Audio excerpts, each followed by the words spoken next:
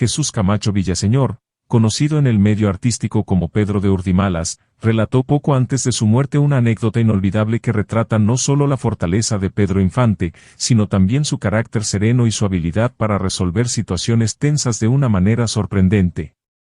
Era una tarde tranquila cuando Pedro Infante, Ismael Rodríguez, Rogelio A. González y el propio Pedro de Urdimalas, viajaban por la amplia y todavía poco transitada avenida Insurgentes en la Ciudad de México.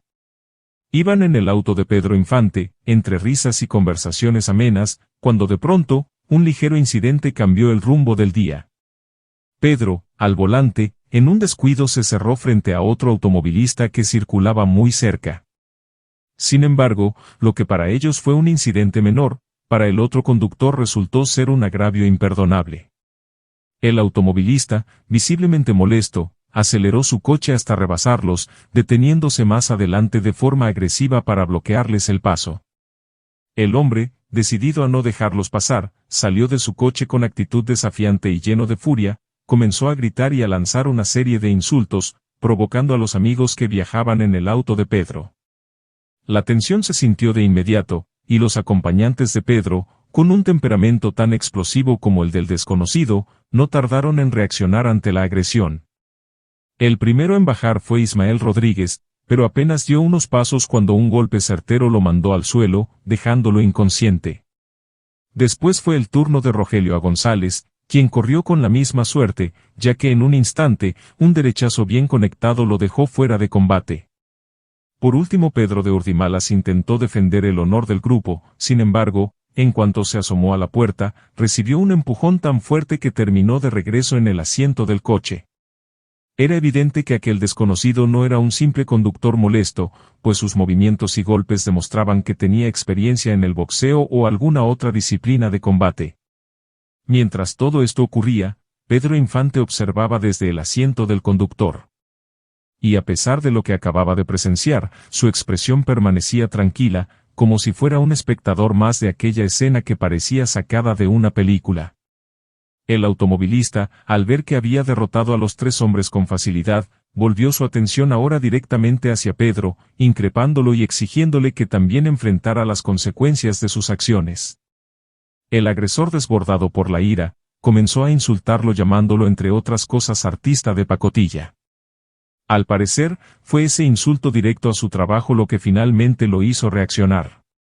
Pedro, quien no se caracterizaba precisamente por ser un hombre conflictivo y había mantenido la calma hasta ese momento, pero debido a la gran cantidad de improperios, decidió intervenir y enfrentar de una vez por todas al bravucón. Fiel a su estilo, descendió del vehículo con una sonrisa que reflejaba una gran seguridad.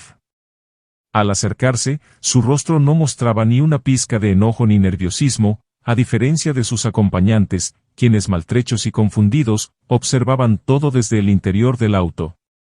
En lugar de responder con golpes, Pedro extendió los brazos y rodeó al hombre por el torso, sujetándolo firmemente en un abrazo inesperado, el cual no fue un gesto cariñoso, sino una muestra de fuerza impresionante. Con un apretón cada vez más fuerte, Pedro logró que el hombre comenzara a perder el aliento. La presión era tal que en cuestión de segundos, el desafiante automovilista poco a poco empezó a desvanecerse hasta caer inconsciente. El silencio que siguió fue absoluto. Los tres acompañantes de Pedro estaban atónitos, pues nadie podía creer que un simple abrazo hubiera bastado para someter a alguien tan habilidoso en el combate. Sin embargo, esa tarde, los tres fueron testigos de cómo el agresor que había comenzado el altercado con tanta bravura, cayó rendido ante la fuerza de Pedro, que no necesitó recurrir a la violencia extrema para ganar. Sin perder su característico sentido de la responsabilidad, Pedro indicó a sus amigos que lo ayudaran a mover al hombre. Después de confirmar que solo estaba desmayado, lo colocaron con cuidado cerca de su coche, procurando que quedara en un lugar seguro. Una vez terminado el inesperado episodio, los cuatro regresaron al auto para continuar su camino. Ya lo ven amigos, en esta vida más vale maña que fuerza, dijo Pedro con una sonrisa pícara mientras encendía el motor del auto. Sus palabras no eran solo un comentario, eran una lección nacida de la experiencia, ya que ese día, había logrado resolver una situación complicada sin recurrir a la violencia, solo con ingenio y calma.